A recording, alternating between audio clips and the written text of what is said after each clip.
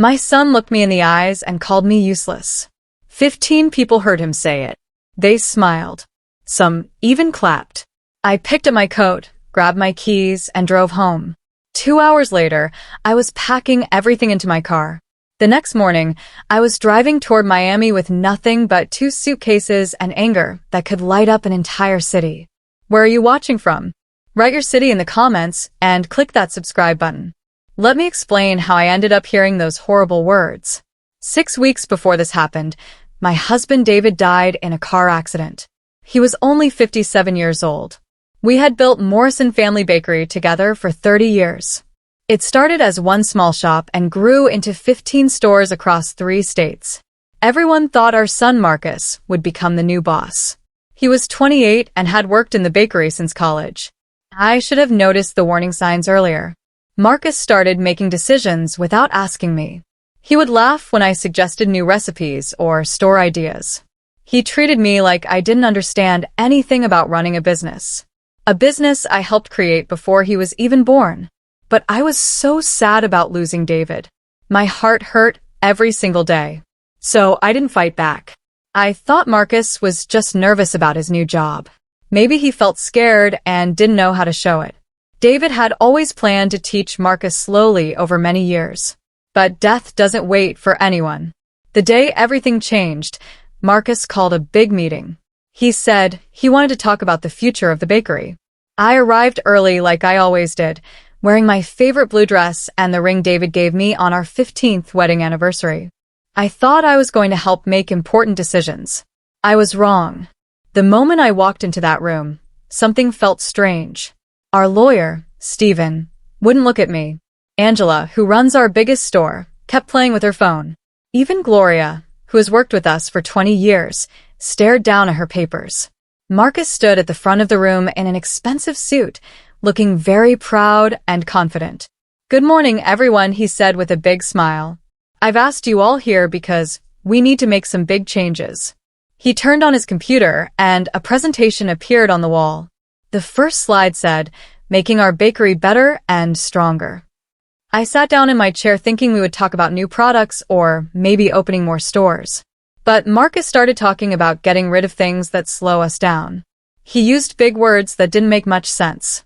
He talked about removing obstacles and bringing in fresh ideas. For 15 minutes, he danced around what he really wanted to say. Then he showed a slide that made my stomach hurt. The slide said, "People who cost money, but don't help." My name was right at the top. As you can see, Marcus continued in a voice that sounded like a teacher talking to children.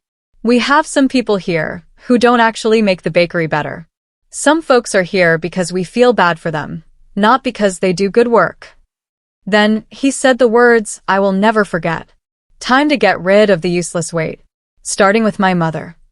The room filled with awkward laughter. Not mean laughter exactly, but the kind of sound people make when they don't know what to do.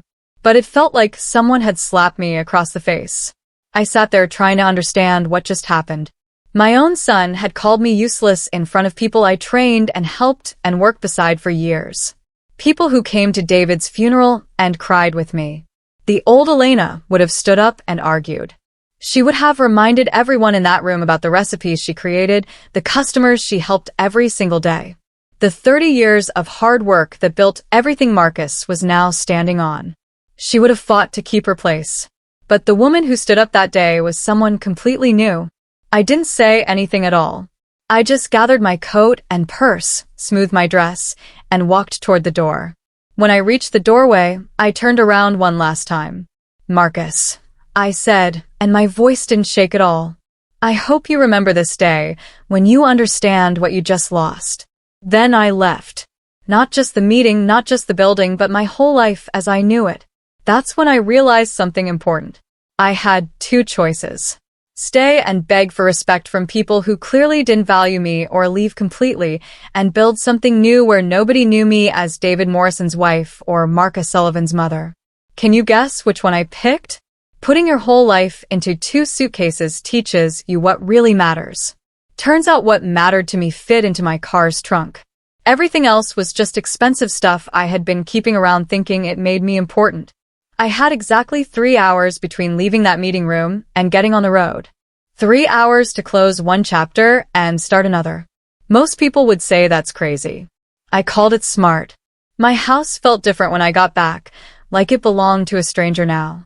David's coffee mug still sat on the counter. Family photos on the walls showed a woman who smiled too much and never asked for what she deserved. I looked at that woman and felt sorry for her. First, I called Gloria, the employee who looked most uncomfortable during Marcus's speech. Elena, she answered right away. Are you okay? What happened back there was terrible. Gloria, I interrupted. I need you to do something for me. And please don't ask questions. Silence, then. What do you need? I need you to send me our recipe book. The one with all my original recipes that I created. Another silence, this time longer. Elena, you know I shouldn't do that. Gloria, I said in a voice I'd never used with her before. I hired you when you couldn't find work anywhere. I taught you everything about baking. I stayed late so many nights to help you succeed. I'm not asking you to steal. I'm asking you to email me recipes that I invented. More silence. Then, give me your email address. You'll have it in 15 minutes. Next, I called my bank. Richard Palmer had been helping me with money for 12 years. He knew our family very well. Mrs. Morrison, he said, I heard about David. I'm so very sorry. Thank you, Richard. I need to change some things with my accounts right now. Of course. What can I help with? I want to move all my money to a different bank. I want all my mail sent to a new address. And I want Marcus removed from any list that lets him see my information. The silence told me everything. News traveled fast in our small town. Mrs. Morrison, are you sure this is the right time? Sometimes when people are sad, they make choices they regret later. Richard, I said, cutting him off. I have never been more sure of anything. How fast can you do this? If you come to the bank in the next hour, we can finish most of it today. While I was at the bank, I stopped at the clothing store and bought what I called my new life clothes. Not the boring dresses and flat shoes I'd been wearing forever, but clothes that showed who I really was underneath all that polite behavior. Flowing skirts, bright shirts in colors that made me happy, boots that had personality. The woman helping me, an older lady named Diana, looked at me with curiosity. New job, she asked. New everything, I answered, handing her my credit card. By 5 o'clock, I was in my car with 2 suitcases, my laptop bag, and a full tank of gas heading toward Miami. I chose Miami for one simple reason. It was as far from our small Virginia town as I could drive while staying in the country. Different weather, different people, different everything. As I drove away, my phone kept buzzing with calls from Marcus. The first few I ignored. Then came the text messages.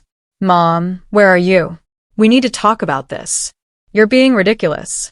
Come home, so we can fix this like adults. Gloria told me you took the recipe book that belongs to the company. I turned off my phone without answering. The old Elena would have felt guilty for making him worry. The new Elena figured Marcus made his own bed when he called his mother useless in front of everyone. At a rest stop 3 hours into my drive, I bought coffee from a cheerful young woman who couldn't have been older than Marcus. Running away from something? She asked as she handed me my cup. I thought about that question as I got back on the highway, watching Virginia disappear in my rear-view mirror.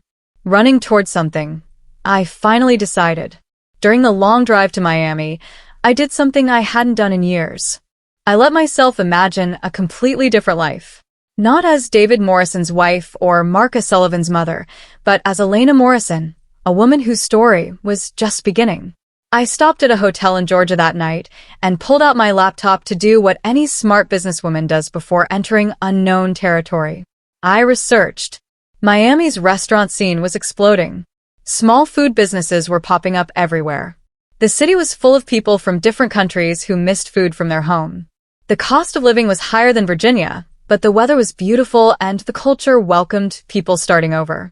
By the time I fell asleep that night, I had a plan forming, not just for surviving, but for something bigger, something that would make Marcus's little power play look like a child throwing a tantrum. When I finally arrived in Miami 2 days later, I felt something I hadn't experienced in years. Excitement about what comes next. The woman who left Virginia was carrying pain and sadness. The woman who arrived in Florida was ready to discover what she could really do. That first night in a hotel room overlooking the ocean, I ordered room service and raised my glass of wine to my reflection in the window. Here's to finding out what useless weight can do when it stops holding other people up, I said to myself. For the first time in months, I smiled. A real smile. Finding a place to live in Miami was easier than finding myself. But both happened faster than I expected. Within 2 weeks, I was living in a small apartment near the beach with big windows and the kind of sunshine that made me feel alive again. The woman who helped me find the apartment was named Patricia Hayes. She was full of energy and life. She looked at my background check and bank statements with interest. "Baker from Virginia looking for fresh start," she said, reading my application. "We get lots of people like that here. Miami calls to folks who need to become someone new." "Is it that obvious?" I asked. Patricia laughed. "Honey, I've been selling apartments for 15 years. You have that look. The look of someone who just figured out they were living someone else's dream instead of their own." She was right. Everything about Miami felt like permission to be different. The music coming from every restaurant. The food trucks on every corner. The way strangers smiled and said hello instead of rushing past with their heads down. My apartment came with basic furniture, which was perfect since I left everything in Virginia except my clothes and a few pieces of jewelry David gave me. I kept his wedding ring on a chain around my neck, not because I couldn't let go, but as a reminder that I had been brave enough to love deeply once and could be brave again. The first thing I did after moving in was buy a good oven. Not a fancy, expensive one like Marcus had insisted we needed for the bakery, but a simple, reliable oven that reminded me of the early days when David and I baked in our tiny apartment kitchen, dreaming of building something special. While my first batch of bread baked on my second morning in Miami, I did something that would have shocked the old Elena. I opened my laptop and started planning my comeback. Not the angry, emotional kind that would make me look desperate, but the smart business kind that would make Marcus wish he'd kept his mouth shut. I looked through the recipe book Gloria had sent me and started thinking about patterns. Morrison Family Bakery had built its success on one thing, taking old family recipes from different cultures and making them perfect. We were the bakery people visited when they wanted bread that tasted like home, bread that brought back memories of childhood and family and love. The funny thing was that nearly all those special recipes had been created by me, not supervised by me, not approved by me, but actually invented by me in late-night baking sessions and weekend experiments. I had been the one testing flavors and adjusting ingredients. I had been the one talking to customers about what they missed from their grandmother's kitchen. I had been the one turning memories into reality. Marcus knew how to sell my bread. But did he know how to create it? My phone rang, interrupting my thoughts. Unknown Florida number. Elena Morrison. I answered using my full name for the first time in forever. "Mrs. Morrison, this is Carmen Delgado from Delgado Cafe. I got your number from Patricia Hayes. She said you might be interested in baking work." I almost dropped my coffee cup. I hadn't told Patricia I was looking for work. "What kind of baking?" "We run a small Cuban cafe, but we want to expand our bread selection. We need someone who understands both traditional baking and can create new things." Patricia said you had experience with exactly this. 3 days later, I stood in Delgado Cafe's tiny kitchen looking at equipment that was older than my son. Carmen Delgado was a passionate woman in her 50s with a kind of energy that builds dreams or burns them down depending on the day. Her cafe was small but always full of customers. The problem was simple. She made amazing Cuban food but bought boring bread from a big supplier. "My family has been asking for better bread for 2 years, Carmen explained, showing me her cramped workspace. "But every baker I hire either can't make what I need or wants too much money."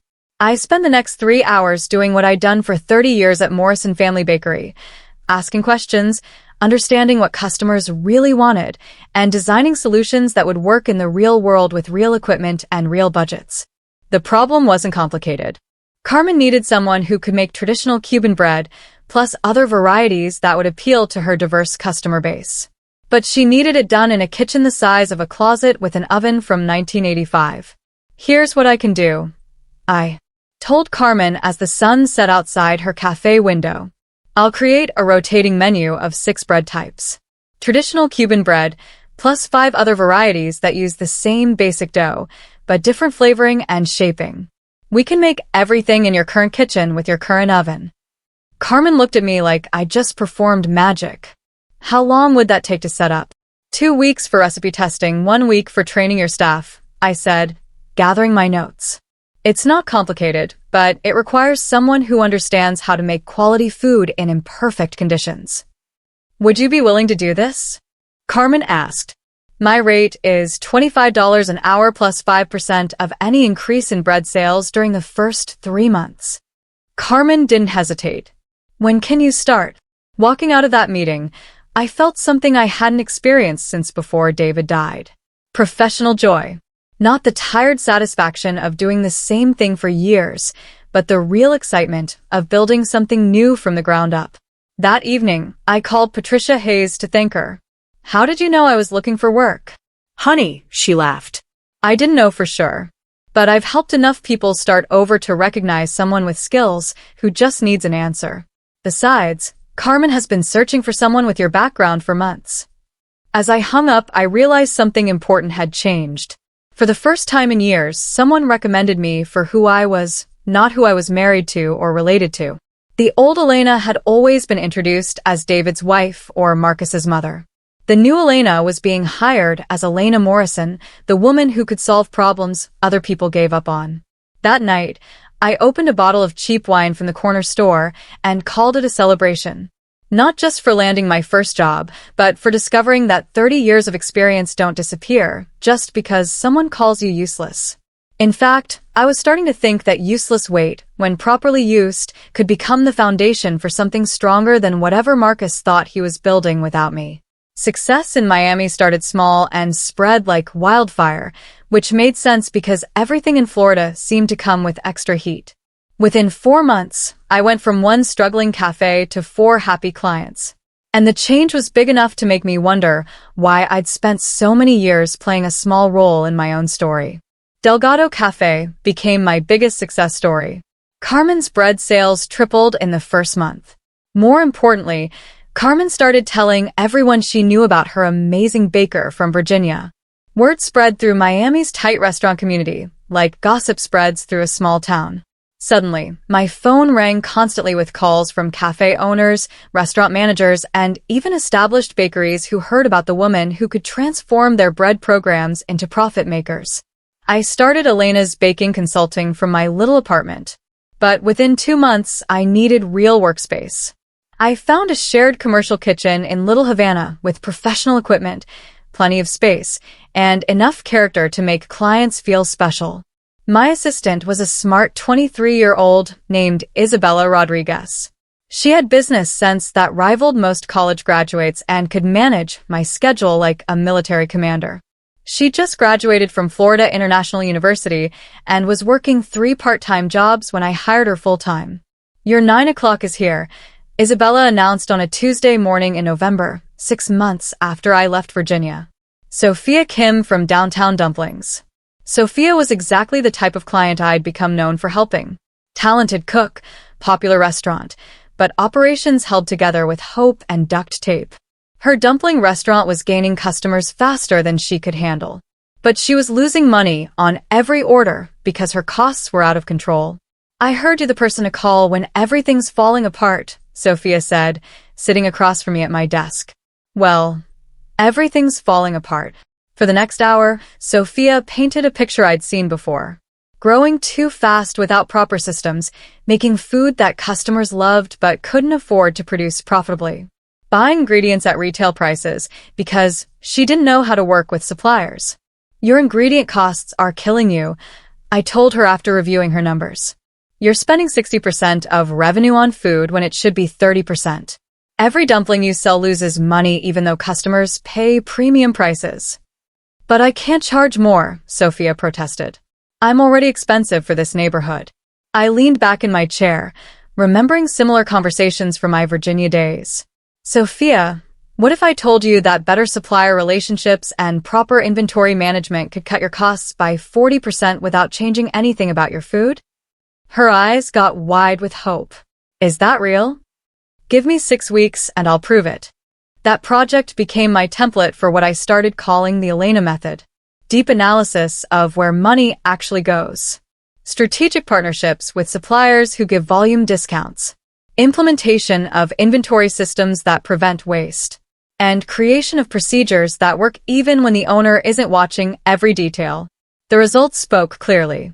Downtown Dumplings' food costs dropped to 32%. Their profit per dumpling increased by 60%. Their customer satisfaction stayed high because the food quality never changed. Sophia became another evangelist. Suddenly, I was getting calls from restaurants in Fort Lauderdale, Orlando, and even back north in Georgia. By January, I had 9 active clients and a waiting list that stretched into spring. I hired 2 more consultants, both experienced professionals who'd been underused by bigger companies. Rachel Anderson was a former restaurant manager who'd been fired during budget cuts despite increasing her restaurant's profit by 40%. Trevor Washington was a retired Navy cook who understood food service better than anyone I'd ever met. Together, we were becoming something Miami's food scene had never seen, a consulting company that actually delivered real results instead of expensive advice that nobody could use. The money was incredible. In my first year in Miami, Elena's Baking Consulting made more money than my share of Morrison Family Bakery had ever produced. More importantly, every dollar was money I earned through my own work, not inherited through marriage or family connections. I celebrated my first anniversary in Florida by signing a lease on a bigger commercial kitchen and taking my whole team to the best seafood restaurant in Miami. As we sat around the table celebrating with good wine and great food, Isabella asked the question I'd been expecting for months. Elena, do you ever miss Virginia? I thought about Marcus still running Morrison Family Bakery with the same arrogance that drove me away. I thought about the house I'd shared with David, now sold to strangers who would never know the dreams we planned at that kitchen table. I thought about the woman I'd been, always supporting other people's dreams instead of building her own. I miss who I thought I would become there, I said finally. But I don't miss who I actually was. Rachel raised her glass. To becoming exactly who we're meant to be. Our glasses clinked together. My phone buzzed with a text message. Unknown Virginia number. I looked at it and almost spit out my wine. Mom, I heard about your consulting business from Carmen Delgado. We need to talk. Marcus. I showed the message to Isabella, who read it with an expression usually reserved for finding a cockroach in your kitchen. How did he get Carmen's number? She asked. That was a good question, one that deserved a careful answer. Marcus had clearly been tracking what I was doing, which meant he probably heard about Elena's baking consulting success. The question was whether he was calling because he needed help or because he wanted to make peace. Either way, I wasn't the same woman who walked out of that meeting room a year ago. The Elena Morrison who built a successful consulting company from nothing wasn't interested in playing small roles anymore, but she was very interested in seeing what her son wanted badly enough to track her down after a year of silence. I finished my wine and turned off my phone without answering. If Marcus wanted to talk, he could wait until I decided I was ready to listen. After all, useless wait doesn't come running just because someone calls. Marcus showed up at my commercial kitchen on a Wednesday morning in March, looking like success had been kicking him in the teeth.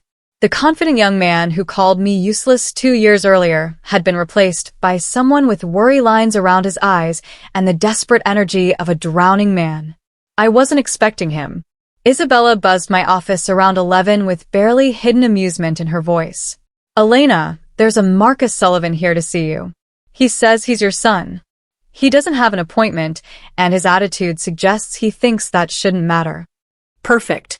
Some things never change. Send him in, I said, closing the profit reports I'd been reviewing. Reports that showed Elena's Baking Consulting now made more money than Morrison Family Bakery ever had in its best year. Marcus walked into my office like he owned it, but I could see hesitation underneath his confidence.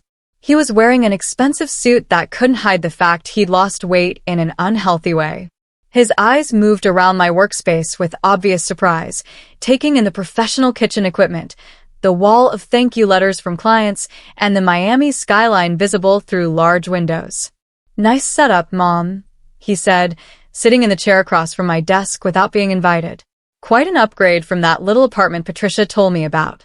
So, he had been spying on me. Interesting. "Hello, Marcus," I replied calmly. 2 years of running my own business had taught me the value of staying quiet at the right moments. I'd say this is nice, but we both know I'd be lying. His fake smile looked more like a grimace. "Can a son visit his mother?" "A son can do whatever he wants," I said. "The question is what this particular son wants badly enough to fly to Miami without warning." For a moment, his mask fell completely. Marcus looked exhausted, overwhelmed, and about 10 years older than his 30 years. "We're having problems at the bakery," he admitted. "Nothing huge, just some challenges with newer customers." I waited. 2 years of running my own company taught me that silence can be a powerful tool. "Truth is," Marcus continued, losing his confident tone, "we've lost 5 major accounts in the last 4 months. Bennett's Market, the Daily Grind Cafe, and Sunshine Supermarkets all canceled their contracts early. Those were all accounts I had personally managed for years. Customers whose needs I understood, whose trust I'd won-earned through early morning deliveries and weekend emergency orders." "I'm sorry to hear that," I said, meaning it. Not for Marcus, but for Gloria and the other employees whose jobs depended on keeping the business running. "The thing is," Marcus continued, "these customers say they want to work with you personally. They've been following your work here in Miami and they're impressed by what you've built." There it was. The real reason for his visit. "What exactly are you suggesting, Marcus?" He leaned forward, putting on his negotiating face. "Partnership. Morrison Family Bakery and Elena's Baking Consulting working together. We could share resources, combine clients, maybe even merge the companies eventually." I almost laughed. "Almost. Let me make sure I understand," I said. 2 years ago, you called me useless and embarrassed me in front of our employees. Now you want to partner because those same employees are losing the customers I spent years taking care of. Look, I was young and dumb, okay? Marcus's frustration showed. "I made mistakes, but we're family. Family should help each other." "Family," I repeated slowly. "Marcus, when I was crying about losing your father and trying to find my place in the company we built together, did you help me? I was trying to step up and take charge. You were trying to push me out so you could take credit for my work," I said. My voice stayed level but felt like steel. "You succeeded. So what changed?" Marcus's shoulders sagged. "Everything's harder than I thought. Dad made it look easy. And you." He paused, struggling with words. "You always made it look effortless. I didn't realize how much of the customer management you handled." Finally, some honesty. "Marcus," I said gently, "running a baking business isn't about looking successful in meetings. It's about solving problems other people can't solve. Building trust with customers who depend on you. Creating systems that work even when everything else goes wrong." "I know that now," he said quietly. "Will you think about it?" The partnership. I stood up and walked to the window looking at Miami's skyline. 2 years ago, this view didn't exist in my life. 2 years ago, I lived in someone else's shadow, grateful for whatever role they let me play. Now, I was the owner of a business that never had a single unhappy client. I was teaching the next generation of food consultants. I was making more money than I ever dreamed possible. And more importantly, I was doing it all on my own. "Marcus," I said, turning to face him, "I want you to do something for me." Hope appeared on his face. "Anything.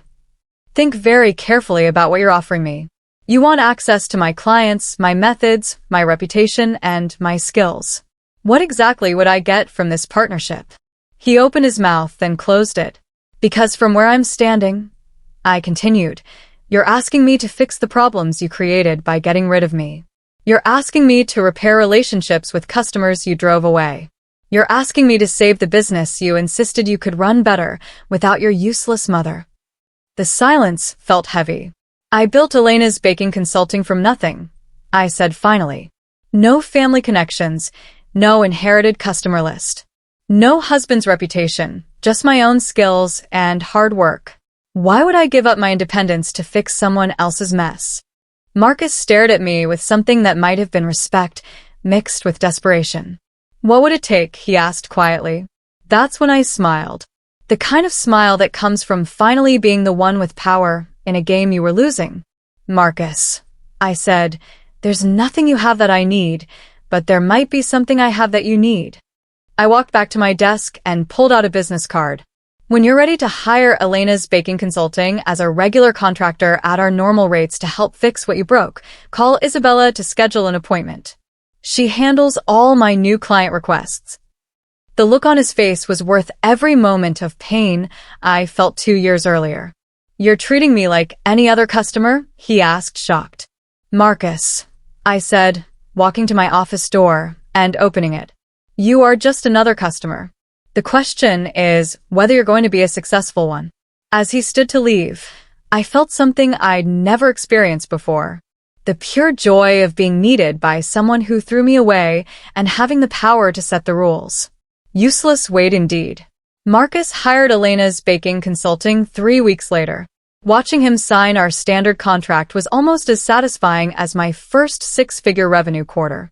Almost, because the best revenge is always professional success, served with a side of justice. The contract signing happened in my office with Isabella handling the paperwork like the professional she'd become. Marcus sat across from me looking like someone who swallowed his pride and found it tasted exactly as bitter as expected. Standard rate is $60 per hour, Isabella explained, sliding papers across the table. Minimum contract is 50 hours. Payment due within 2 weeks, not 30. Marcus's pen stopped over the signature line. 60? That's higher than you quoted on the phone. Market rates, I said calmly. Miami's economy has been very good to us. What I didn't mention was that our standard rate for new clients was actually $50 per hour. But Marcus wasn't just any client. He was the client who taught me that family discounts are just another way of saying your work isn't valuable. He signed. The next morning, I flew to Virginia for the first time in 2 years. Getting off the plane felt like visiting a past life, complete with familiar humidity that reminded me why I left. Morrison Family Bakery was in the same building it always occupied, but something felt different the moment I walked through the front door. The young woman at the counter, someone I didn't recognize, looked stressed and tired. The display cases that used to be full now showed gaps and empty spaces. A general feeling of barely controlled chaos hung in the air. Gloria met me at the stairs. The relief on her face was both satisfying and sad. Elena, she said, hugging me like I'd returned from the dead. Thank God you're here.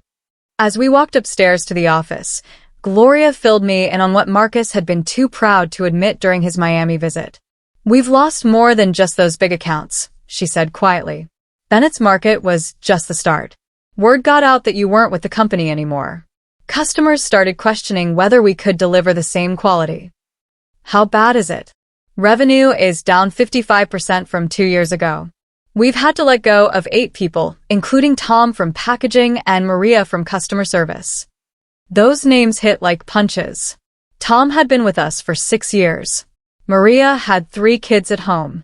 Marcus has been trying to get new customers, Gloria continued. But he struggles with the consultation process. He can identify problems, but can't design solutions the way you did. The elevator doors opened onto the floor that used to feel like home. Now it felt like a place where someone murdered efficiency and left confusion to rot. Marcus was waiting with the 3 remaining managers, Daniel, Jennifer, and Kevin. All people I'd hired and trained myself. All right, I said, settling into my old chair at the table.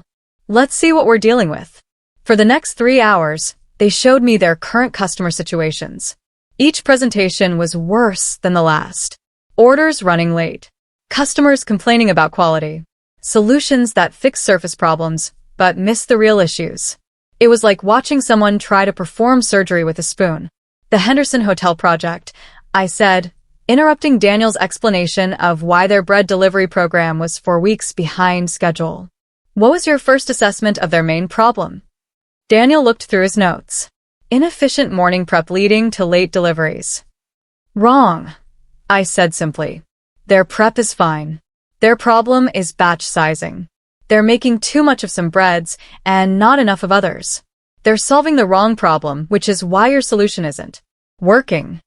The room went silent. Jennifer leaned forward. How could you know that without visiting their kitchen? Because I helped them set up their original ordering system 3 years ago, and I've seen this exact issue with 4 other clients who have similar breakfast programs. Marcus's face looked like someone watching their house burn while realizing they forgot to buy insurance. The West Side Cafe project, I continued, turning to Kevin. Let me guess. You recommended they hire more baking staff to increase production. Yes, that was our main suggestion. And how's that working? Kevin looked uncomfortable. They're experiencing some budget concerns. Of course they are, Kevin. Westside's problem isn't staffing. It's that their oven temperature is inconsistent. So, they're wasting 30% of every batch. You can't fix equipment problems by hiring more people. For every project they presented, I could spot the basic flaw in minutes. Not because I was smarter, but because I had years of experience seeing these patterns, and Marcus never bothered to learn the diagnostic skills that make baking consulting actually work. As the day ended, Marcus asked to talk privately. How did things get this bad? He asked once we were alone in his office. David's old office, I noticed, though Marcus had redecorated with modern furniture that somehow made the space feel colder. Marcus, I said, consulting isn't just about knowing baking. It's about pattern recognition, diagnostic thinking, the ability to see systems instead of symptoms. Those skills take years to develop. Dad made it look easy. Your father spent 20 years learning to make it look easy, I said. And even then, he relied on me for customer relationship management because he understood his strengths were in sales, not problem solving. Marcus slumped in his chair. What do I do now? For a moment, he looked like the little boy who used to come to me when his school projects weren't working, trusting Mom could fix anything. But this wasn't a school project. And I wasn't just Mom anymore. You have 3 choices, I said. Choice 1, hire me for 4 months to redesign your consulting approach and properly train your team. Cost about $40,000 with no promise your remaining customers will stay long enough to see results. His face went white. Choice 2, sell Morrison Family Bakery to a competitor while you still have something worth buying. Choice 3. I stood and gathered my notes. Choice 3. Keep doing what you're doing and be out of business within a year. As I headed for the door, Marcus called after me. Elena, if I choose option 1, would you consider staying permanently? Maybe taking over as boss again? I stopped with my hand on the doorknob. 2 years ago, that offer would have meant everything. Now it just sounded like someone asking me to clean up their mess. Marcus, I said without turning around, I already am a boss. The question is whether you're ready to become a student. That evening I had dinner with Gloria at our old favorite restaurant. Over wine and pasta, she told me things Marcus hadn't mentioned. Be continued during his Miami visit. Elena, there's something you need to know, she said quietly. Marcus took out a big loan against a bakery last year. If we lose any more major customers, we might not be able to make payments. The picture became clearer, and it wasn't pretty. Marcus hadn't just damaged the company through bad decisions. He'd made financial choices that put everyone's jobs at risk.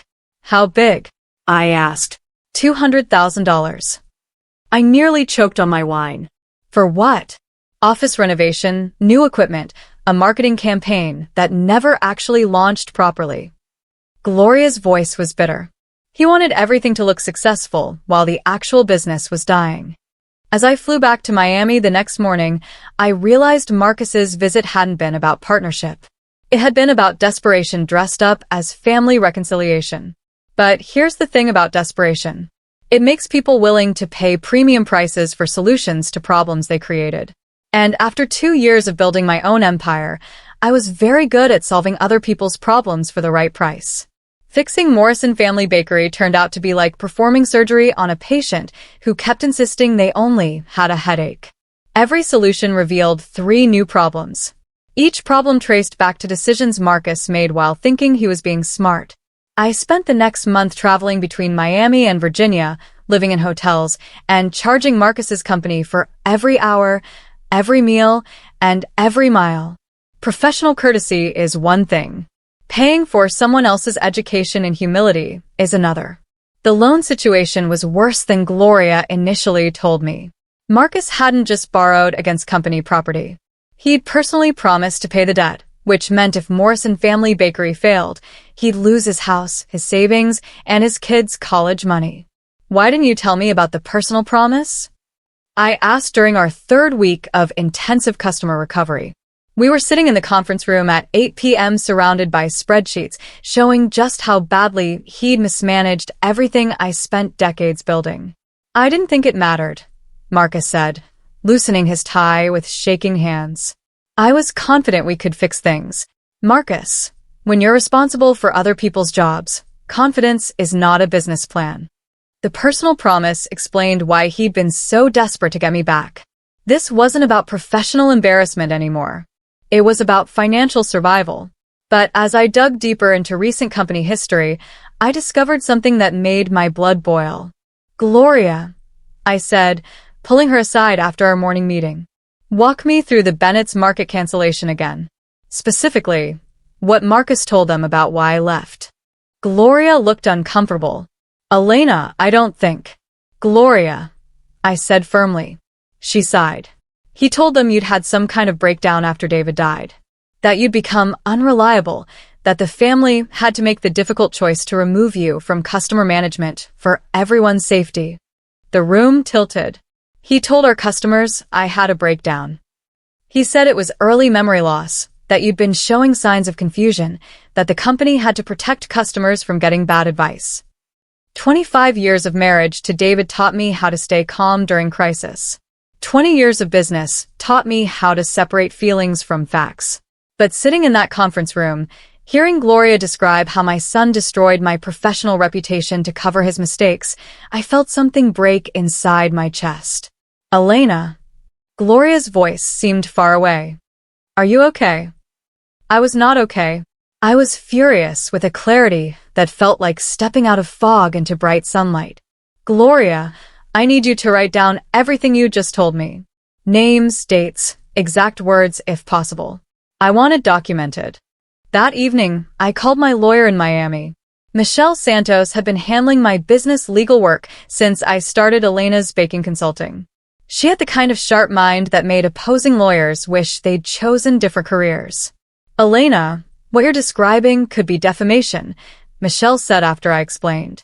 Telling customers you're mentally impaired when you're actually a competitor could be grounds for a serious lawsuit. I'm not interested in suing my son, I said. But I am interested in making sure he understands consequences. What kind of consequences? I looked out my hotel window at Virginia's skyline, thinking about the woman who'd been so desperate for family approval that she accepted being called useless without fighting back. That woman was gone. The kind that teach people not to lie about their mother's mental health to cover their failures, I said. The next morning, I called an all-staff meeting. Every remaining employee of Morrison Family Bakery gathered in the main room, including people I'd hired, trained, and worked beside for years. Marcus introduced me as our consulting specialist, helping us through some temporary challenges. I let him finish his cleaned-up version of reality before standing up. Thank you, Marcus. For those who don't know, I'm Elena Morrison. I founded this company 28 years ago with my late husband, David. I looked around at faces showing confusion, hope, and sometimes embarrassment. I understand there's been confusion about why I'm no longer with Morrison Family Bakery full-time. Marcus's face went pale. Mom, I don't think. I left, I continued, because my son told me I was useless during a meeting and suggested the company would be better without me. I moved to Miami, started my own consulting business, and built it into a more successful operation than Morrison has ever been. You could have heard a pin drop. I'm here now because Marcus hired my company to help fix the problems created by my absence. Over the next month, we'll be implementing new systems, retraining staff, and rebuilding customer relationships damaged by poor management. I turned to look directly at Marcus. But first, I think it's important everyone understands exactly what happened and why, so we can make sure it never happens again. For the next 10 minutes, I laid out the truth, not meanly, but with the same careful precision I used to analyze business problems. The embarrassment in the meeting room, the lies told to customers about my mental health, the financial decisions that put everyone's jobs at risk. When I finished, the room was silent, except for the sound of Marcus's career plans falling apart. "Any questions?" I asked. Jennifer raised her hand carefully. "Elena, are you coming back permanently?" "No," I said. "I'm here to fix a mess, train you all to avoid making similar messes, and then return to my actual company in Miami." Daniel spoke up. "What happens to us after you leave? That depends on whether you learn from this or repeat it." As the meeting ended, employees approached me individually, some to apologize for not speaking up during that original meeting, others to ask if my Miami company was hiring, a few to express relief that finally someone was going to fix what was broken. Marcus cornered me as I packed my notes. "That was completely unnecessary," he said, his voice tight with anger and embarrassment. "Marcus," I replied calmly, "everything I said was true. If you find truth unnecessary, that tells me everything about how you've been running this company. You embarrass me in front of my employees." I stopped gathering my papers and looked directly at him. "Yes," I said. "I did. How did that feel?" The recognition on his face told me he was finally starting to understand what he put me through 2 years earlier. "Now," I continued, "let's see if you can learn from embarrassment the way I did. Because if you can't, this company really is beyond saving."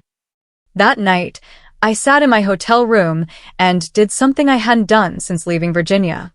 I let myself cry.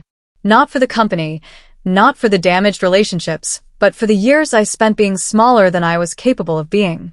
But sadness, I'd learned, could be fuel if you used it right.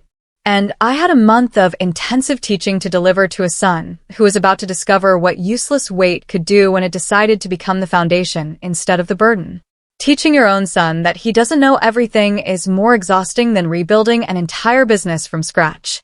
By week 3 of the Morrison Family Bakery rehabilitation, I was starting to understand why some animals abandon their young. Marcus had agreed to shadow me during customer recovery calls, which meant he got to see firsthand how professional relationships actually work when they're built on skill instead of inherited authority. Our first joint customer meeting was with Bennett's Market. Victoria Bennett agreed to hear our pitch for renewed business, though her first email had been what polite people call cautiously doubtful. "Elena," Victoria said as we settled into her office, "I have to admit I was surprised to hear you were back with Morrison. Marcus told us you've been having health problems." I glanced at Marcus, who suddenly found his notebook fascinating. "Victoria, I've never been healthier or more professionally engaged. I spent the last 2 years building a consulting practice in Miami that's been extremely successful. Marcus hired my company to help restructure Morrison's operations." Victoria's eyebrows rose. "Your company?" "Elena's Baking Consulting. We specialize in exactly the type of systematic problem-solving Bennett's Market needs." For the next hour, I walked Victoria through detailed analysis of her company's current challenges, complete with specific recommendations, building on work we'd done together 3 years earlier. Marcus sat silently, taking notes, and occasionally looking like he wanted to speak, but couldn't find an opening. "This is exactly what we needed 18 months ago," Victoria said when I finished. "Why didn't Morrison Family Bakery provide this level of analysis then?" The question hung in the air like smoke. "Because," I said carefully, "the person who developed these methods was no longer available to use them." Victoria nodded slowly, understanding more than I was saying. "And now Elena's Baking Consulting is available on contract to provide exactly these services." We left that meeting with a signed contract worth $50,000, not for Morrison Family Bakery, but for Elena's Baking Consulting, with Morrison handling only the administrative work. Marcus was quiet during the drive back, but I could see him thinking. "She would have signed 18 months ago if I'd known how to present the analysis," he said finally. "How many other customers would have stayed if I'd understood how to maintain the relationships you built?" I thought about the dozens of calls I'd received over 2 years from former Morrison customers who heard about my Miami practice and wanted to work with me directly. Most of them, I said. That evening, Marcus asked me to dinner at the restaurant where David and I used to celebrate big wins. As we sat across from each other in a booth I'd shared with his father countless times, Marcus asked the question I'd been expecting for weeks. What would it take for you to come back permanently? I sipped my wine and thought about how to answer honestly without being cruel. Marcus, coming back permanently would require me to give up a company I built from scratch, move away from a city I love, and work for someone who spent 2 years telling people I was mentally incompetent. What exactly would motivate me to make those sacrifices? Family, he said immediately. This is Dad's company. Our company. No, I said gently. This was Dad's and my company. You made it clear 2 years ago you considered it your company and me an obstacle. You can't change that decision now just because you need help. Marcus's shoulders sagged. I was wrong. I was arrogant and stupid and made terrible decisions. But we're family. Families forgive. I have forgiven you, I said, but forgiveness doesn't mean pretending consequences don't exist. You destroyed customer relationships, damaged employee morale, made financial commitments you couldn't honor. Those are business problems, not family problems. So, you'll just let the company fail? The question showed everything I needed to know about how Marcus still saw things. In his mind, I was responsible for saving what he broke simply because I was his mother. Marcus, I said, I've already saved the company. Elena's Baking Consulting now holds the contracts that keep Morrison Family Bakery alive. Your employees have jobs because my company generates the revenue paying their salaries. But it's not the same. No, it's not. It's better. It's a sustainable business model based on actual skill instead of inherited relationships. The next week brought news that changed everything. Jennifer knocked on my hotel room door at 6 o'clock in the morning with an expression suggesting either very good news or very bad news. Elena, you need to see this, she said, handing me a printout of an email. The email was from Jonathan Bennett, Victoria's husband and Bennett's market operations manager. The subject line said, confidential information about Morrison Family Bakery. The message was short but devastating.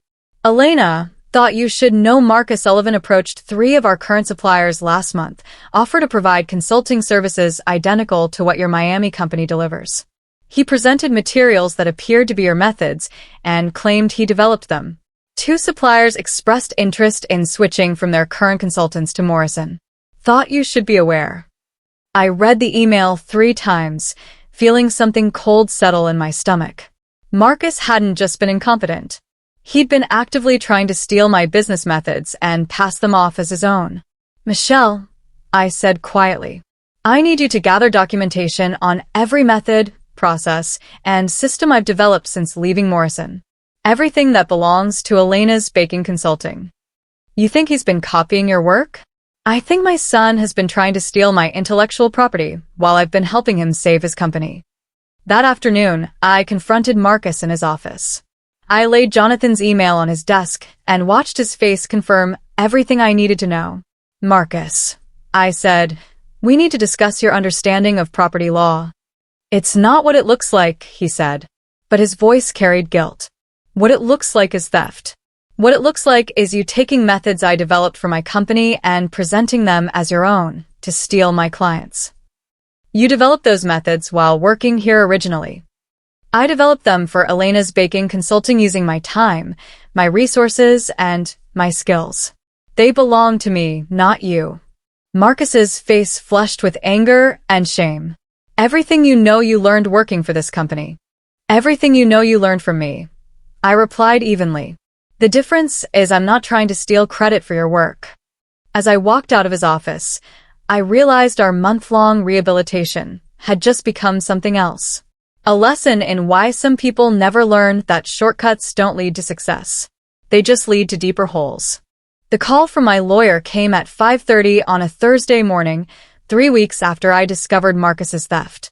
Michelle Santos's voice carried the kind of excitement that meant either very good news for me or very bad news for someone else.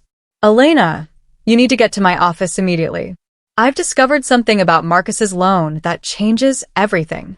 I'd been planning to return to Miami that weekend. My contracted month with Morrison Family Bakery nearly done. The company was stable. Employees were retrained. 3 major customers renewed contracts with Elena's Baking Consulting. Marcus seemed to accept the new reality, where he ran paperwork while I controlled actual consulting. Apparently, I'd been naive. Michelle's office overlooked the river. On clear days, you could see the mountains. But that morning, thick clouds blocked everything, which seemed fitting for what I was about to learn. "Elena," Michelle said, sliding a thick folder across her desk. "You know how we researched Marcus's $200,000 loan to understand your liability. You said company property was collateral, not my personal assets." That's what I thought. But buried in the loan paperwork is something called a family succession clause. It's unusual language I've never seen in standard business loans. My coffee suddenly tasted bitter. What does that mean? It means if Marcus defaults and if the company transfers to another family member within 3 years of the loan, that family member becomes personally responsible for the debt. The room tilted. "Michelle, I don't own any part of Morrison Family Bakery. I gave up my shares when I left." "That's where it gets interesting," Michelle said, opening another folder. "Marcus never filed paperwork to officially transfer your shares. According to state records, you still own 25% of Morrison Family Bakery." I stared at her. "That's impossible. I signed papers." "You signed intent to transfer, but actual transfer was never completed with the state, which means legally you're still part owner of a company owing $200,000. The implications hit like a physical blow. If Marcus's loan went into default, I would be legally responsible for debt I never agreed to, secured by a company I thought I no longer owned. "Michelle," I said carefully, "what happens if Marcus declares bankruptcy?" "The succession clause kicks in automatically. Your Miami assets, your house, your business accounts, everything would be available for debt collection." I sat back processing the magnitude of what Marcus had done. He hadn't just been stealing my methods and trying to poach my clients. He'd structured his loan to make me financially responsible if his company failed. "How long have you known?" "I discovered it yesterday, reviewing final documents." "Elena, there's more." She pulled out more papers. "Marcus took out the loan 12 months ago, 2 months after you'd established Elena's Baking Consulting and started making significant money. The timing suggests this was planned." "Planned how?" "Think about it. He pushes you out, waits for you to become financially successful elsewhere, then structures debt that transfers to you if his business fails. If Morrison goes under, you become responsible for his mistakes while he walks away clean." The coffee cup fell from my hands, shattering on the floor. Michelle moved to clean it, but I sat frozen, staring at loan documents revealing just how calculating my son had been. "Elena," Michelle said gently, "I think Marcus has been planning to bankrupt Morrison Family Bakery and stick you with the debt from the beginning." Everything fell into place with sickening clarity. Marcus's visit to Miami hadn't been about reconciliation. It had been scouting. He needed to verify I was financially successful enough to cover his debts before he pulled the trigger. The consulting contract, the month of rehabilitation, even this morning's revelation, all designed to put me in perfect position to become financially liable for $200,000 of debt I never agreed to. What are my options? Legally, you can demand immediate completion of share transfer to remove your ownership. But if Morrison is already insolvent, transferring ownership might trigger the succession clause anyway. And if I don't transfer, then you're part owner of a company about to default on a massive loan. I stood and walked to Michelle's window, looking at Virginia's gray sky that suddenly matched my mood perfectly. "Michelle, what if Morrison Family Bakery became profitable enough to service the loan payments? That would require significant money infusion or dramatic revenue increase." "How significant?" "At minimum $100,000 in new business over the next year." I turned back to face her, feeling something sharp and cold forming in my chest. What if Elena's Baking Consulting merged with Morrison Family Bakery with me as majority owner and boss? Michelle's eyebrows rose. That would certainly generate sufficient revenue.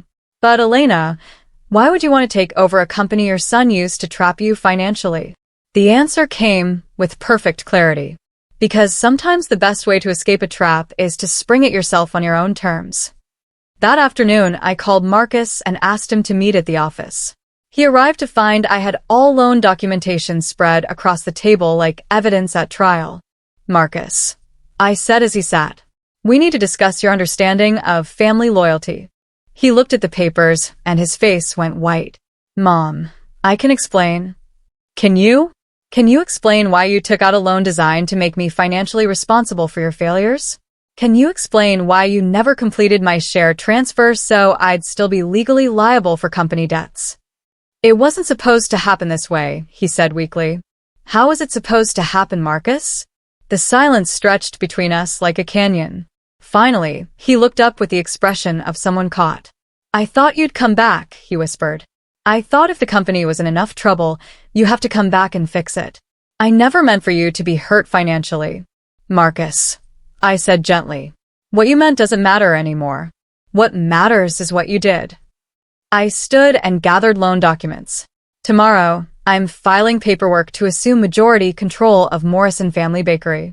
I'm restructuring the debt, reorganizing operations, and merging both companies under new management. You're taking over?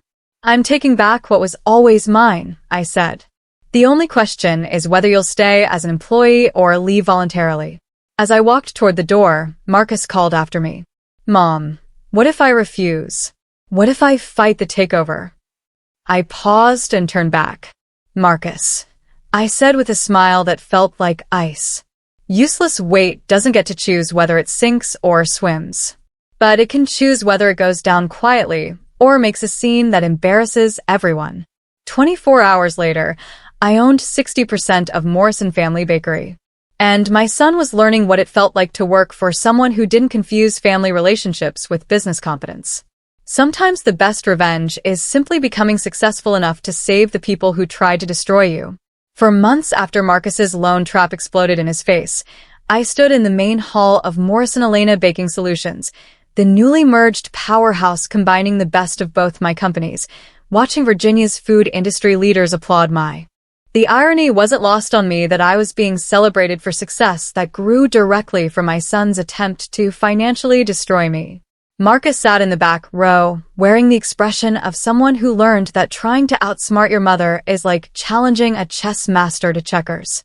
You might think you understand the game, but you're not even playing the same sport. After the presentation, Victoria Bennett approached with champagne and the kind of smile that comes from watching justice served with professional excellence. Elena, she said, raising her glass. When I heard you'd taken over Morrison, I wasn't sure what to expect. This exceeds anything I imagined. She was right to be impressed. In 4 months, I transformed a failing bakery into the Mid-Atlantic's most sought-after baking solutions company. Revenue increased by 200%. Employee retention was 96%. Customer satisfaction scores were higher than anything the industry had seen. More importantly, I'd done it while carrying the $200,000 debt Marcus tried to trap me with. Every loan payment became a reminder that financial traps only work if you can't generate enough success to turn them into stepping stones. Mrs. Morrison, a young reporter from Virginia Business Review, appeared at my elbow. Could I ask about your remarkable comeback story? Of course, I said, though I was starting to understand that what media called a comeback was actually just the story of a woman who finally stopped letting other people define her worth. Is it true your son originally forced you out of the company you founded? My son made a business decision based on incomplete information, I replied diplomatically. It ultimately led to opportunities neither of us anticipated. And now he works for you? I glanced toward the back, where Marcus was talking with one of our new consultants. Over the past 4 months, he'd slowly begun learning skills he should have developed years earlier. How to listen to customers, how to analyze problems systematically, how to design solutions that actually solve root causes instead of just fixing surface problems. Marcus is learning the business the way everyone should, I said. From the ground up with no shortcuts. That evening, I sat in my new office, David's old office, which I'd reclaimed and redecorated with warm colors and comfortable furniture that actually invited collaboration, reviewing quarterly reports showing just how spectacular our growth had been. A knock on my door interrupted my review. Marcus stood in the doorway holding 2 cups of coffee and wearing an expression I hadn't seen since he was 10 and broke my favorite vase playing ball in the house. "Got a minute?" he asked. "Always," I said, gesturing to the chair across from my desk. He handed me coffee and settled into his chair with the careful movements of someone unsure of their welcome. "Elena," he began, then stopped and shook his head. "Mom, I've been trying to figure out how to say this for months. Take your time. I was wrong about everything. About you, about the business, about what leadership means." He paused, staring into his coffee. "I thought being boss meant making decisions and having people follow them. I didn't understand it meant taking responsibility for everyone who trusted you." I waited, sensing more. "When I set up that loan structure, when I tried to trap you financially, I told myself it was strategy, that I was being clever, finding a way to force you back." He looked up, meeting my eyes directly. "But the truth is, I was scared. Scared that without you, I'd fail. Instead of admitting that, I tried to manipulate you into saving me." "Marcus," I said gently, "fear makes people do terrible things to people they love. The question is what you do after realizing how terrible those things were." "What I'm doing is learning from the best teacher I ever had," he said. "Even if it took me 30 years to figure out I should have been paying attention." We sat in comfortable silence for a few minutes, drinking coffee and watching the Virginia skyline light up as evening settled. "Elena," Marcus said finally, "do you think you'll ever really forgive me?"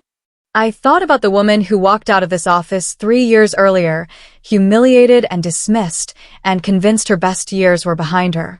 Then I thought about the woman who walked back in 4 months ago as owner of the most successful baking consulting company in the Mid-Atlantic. "Marcus," I said, "I forgave you the moment I realized your worst decision led to my best life." "What do you mean?" "I mean, if you hadn't called me useless and pushed me out, I never would have discovered what I was capable of building alone. I never would have learned that being discarded by people you love doesn't reduce your value. It just reveals how much they underestimated what they were throwing away." Marcus's eyes filled with tears. "So, you're grateful I sabotaged you?" "I'm grateful you gave me permission to stop making myself smaller to fit other people's expectations," I said.